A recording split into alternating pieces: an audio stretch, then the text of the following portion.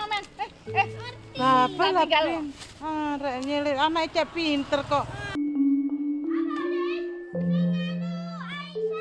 Buku ini adalah suatu hal lembaran yang bisa dibaca dimanapun tempatnya.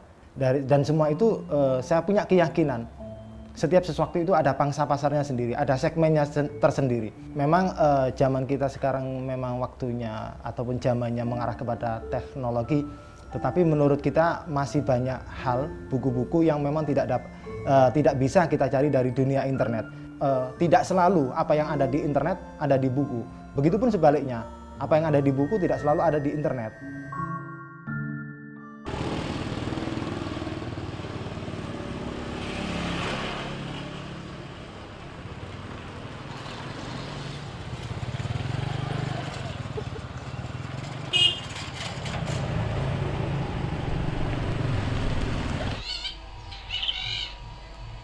Pada tahun 2011, ketika saya melihat bangunan yang mangkrak ataupun tidak terpakai, ex-Polindes, Poliklinik Desa, dari situlah saya berpikiran memanfaatkan bangunan tersebut untuk hal-hal yang bermanfaat. Saya sendiri hanya lulusan SMP, tetapi kalau berbicara masalah membaca itu suatu hal yang saya rasa sangat penting. Bahkan dalam agama kepercayaan saya, diajarkan Iqra, membacalah. Dari situlah saya berpikiran bahwasanya membaca di sini hubungannya sangat erat. Karena dengan membaca kita akan mengetahui banyak hal.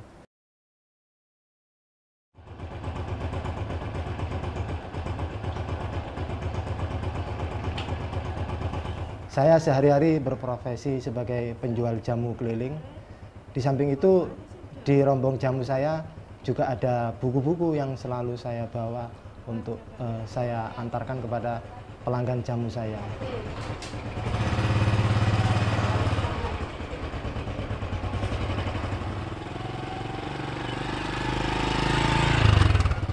Adapun kenapa saya di rombong jamu itu membawa buku-buku, ini tujuan awal adalah untuk memudahkan atau memfasilitasi pelanggan saya.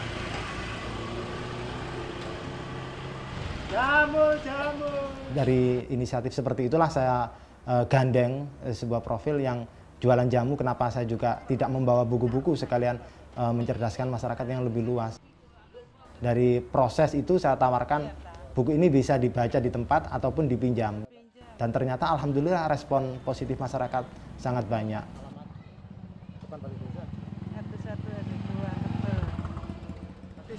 Mereka termasuk nyari-nyari dulu kan, nggak lihat langsung judulnya, langsung nemu apa yang mereka inginkan. Yang pasti kan dilihat dulu, kalau mereka cocok dibaca sepintas ataupun dilihat dibolak-balik beberapa halaman. Kalau memang merasa ya dipinjam kan.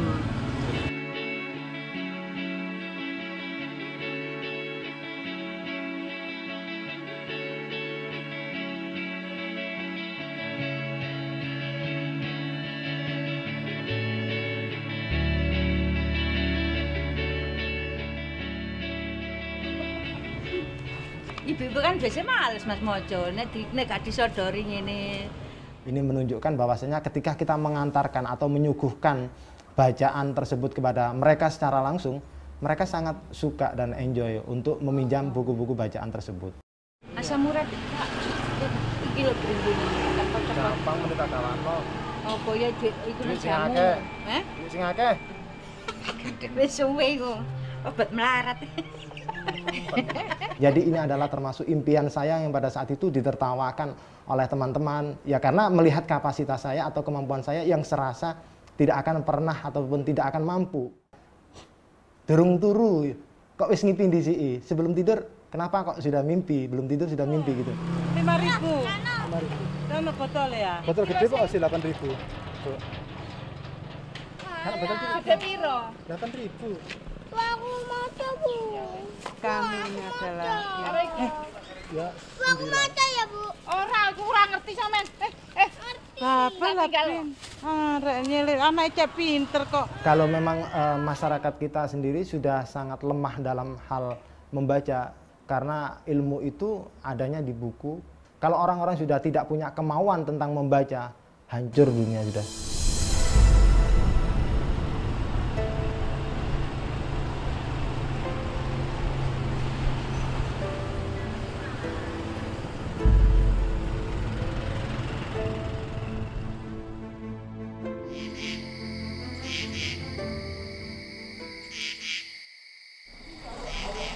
Iki lho samuan. Oh iya iki samuan iki. Terutama pada saat itu masih di awal ya, saya hanya memiliki sekitaran 37 buku atau 37 eksemplar. Buku-buku itu sebagian buku pelajaran, majalah, dan kitab-kitab waktu saya di pesantren dulu. Dari situlah saya sering posting di Facebook, bantuan dari teman-teman ataupun orang-orang yang peduli kepada perpustakaan. Mereka memberikan bantuan buku lewat Facebook dan dikirimkan ke perpustakaan kita.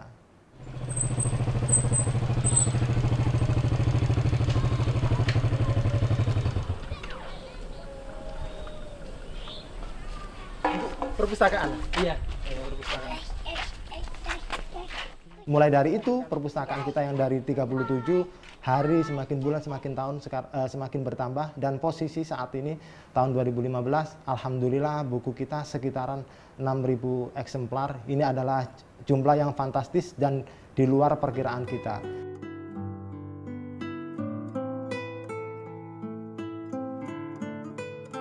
Saya berharap masih banyak lagi dukungan buku dari masyarakat, karena buku-buku itu selalu setiap hari itu ada buku baru yang keluar. Jadi kita akan tertinggal kalau kita hanya mengoleksi buku-buku bekas, buku-buku lama tanpa ada terbitan buku-buku baru.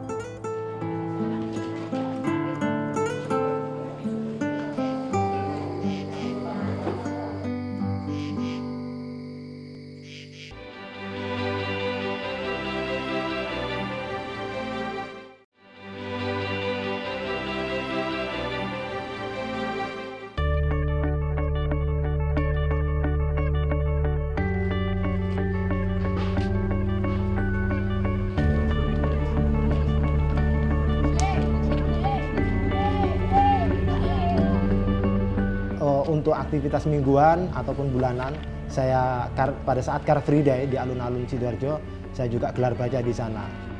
Gerakan semacam ini yang seharusnya continue keberlanjutan, tetapi disitulah terkadang saya sendiri merasa kurang mampu karena dari segi finansial untuk berjalan atau mengikuti proses itu membutuhkan anggaran.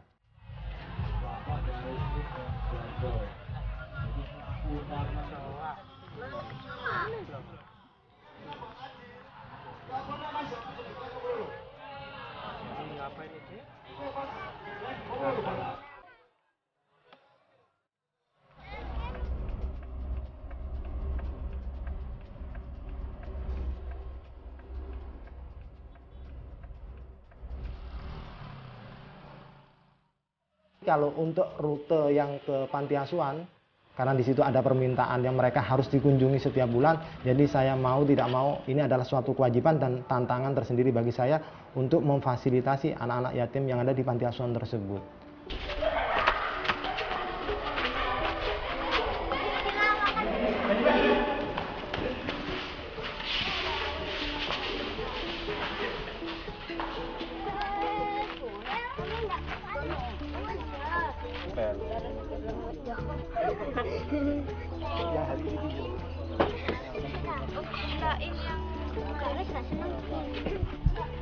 Lulus ya.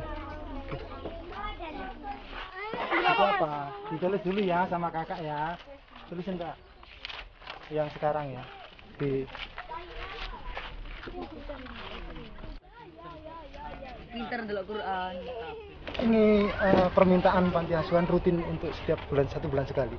Anak-anak nanti membaca di sini, lalu mereka punya kewajiban meminjam 2 eksemplar. Jadi seperti itu. Lalu bulan ini mereka mengembalikan lagi. Jadi datang pertama mereka pinjam, berikutnya minjam dan mengembalikan 2 eksemplar.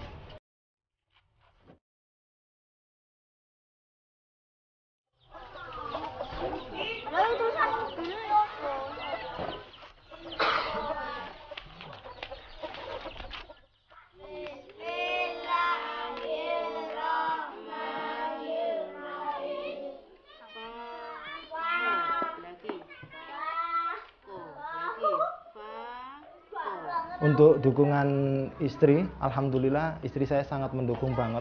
Istri saya juga basicnya pesantren, jadi kita berbagi tugas. Kita saling melengkapi, ada istri saya, ada relawan lain yang membantu pengelolaan untuk menuju standar perpustakaan yang sebenarnya. Dan itu tugas istri saya, dan beberapa relawan yang memang membantu memberikan kontribusi secara nyata di sini.